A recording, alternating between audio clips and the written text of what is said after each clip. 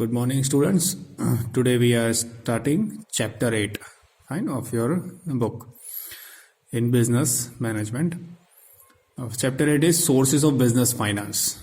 यानी कि हमको बिजनेस के लिए फाइनेंस जो है, पैसे जो है वो कहाँ से हम लोगों को मिलते हैं, ठीक है, किस प्रकार हम लोग पैसे, मनी, फाइनेंस मैनेज कर सकते हैं. मैनेजिंग ऑफ बिजनेस फाइनेंस क्या होता है? देखो, according to accounting view point, the term capital has narrow meaning. From the accounting viewpoint, capital means amount of cash, assets and goods invested in business. But in commerce, the word capital has a wider meaning. Capital includes the amount invested by owner in business and the borrowed funds from different financial resources. Thus, in broad meaning, capital means the funds raised to satisfy the various financial requirement of the business. ठीक है, capital यानी कि business की जो requirement होती है उसको satisfy करने के लिए जो फंड यूज होता है उसको बोलते हैं कैपिटल.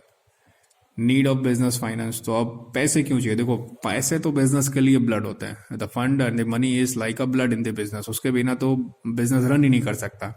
चाहे वो सैलरी देने का हो एम्प्लॉयज को, चाहे वो मटेरियल, रॉ मटेरियल परचेस करना को हो, मशीनरी परचेस करना को हो, ठीक है, या तो एसेट्स परचेस करने को हो, तो इनके लिए हमको कैपिटल चाहिए ही.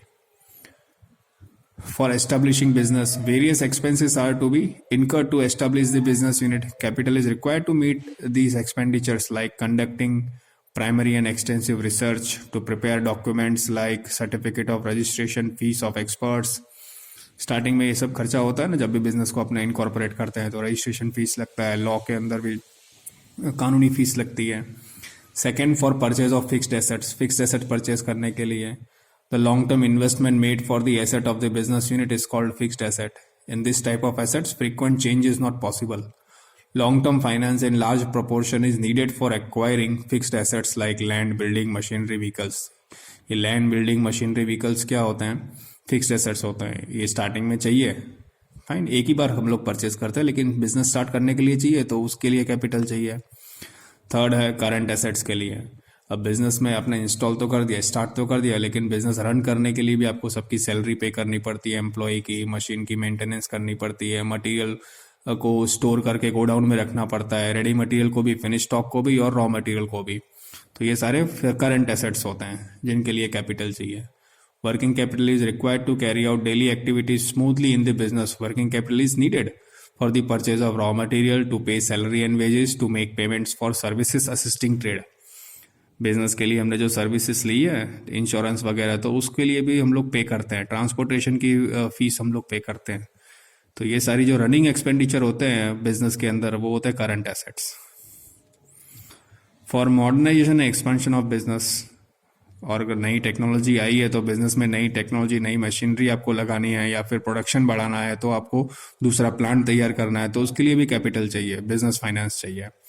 Capital is required in large product proportion due to new invention for modernization, expansion, and to adopt a new production technology in the business.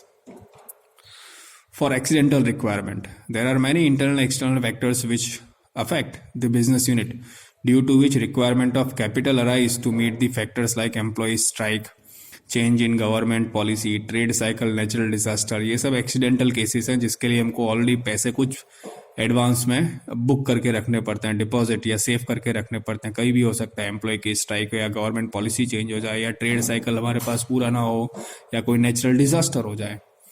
ठीक है, तो ये थे इंपॉर्टेंस ऑफ बिजनेस फाइनेंस. अब ये देखो, यहाँ पे दिया डायग्राम कि ओनर्स फंड यानी कि कैपिटल जो है वो कितने टाइप की होती है. देखो, एक तो इक्विटी शेयर होता है, प्रेफरेंस शेयर्स होता है, और दूसरा होता है रिटेन्ड प्रॉफिट.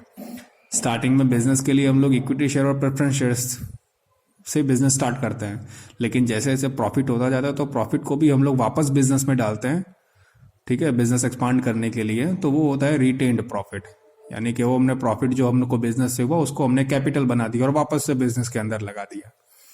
ठीक है, इक्विटी शेयर्स के भी कई सारे टाइप्स हैं और प्रेफरेंस शेयर्स के भी 1-2 टाइप्स हैं, वो नेक्स्ट लेक्चर में हम देखेंगे.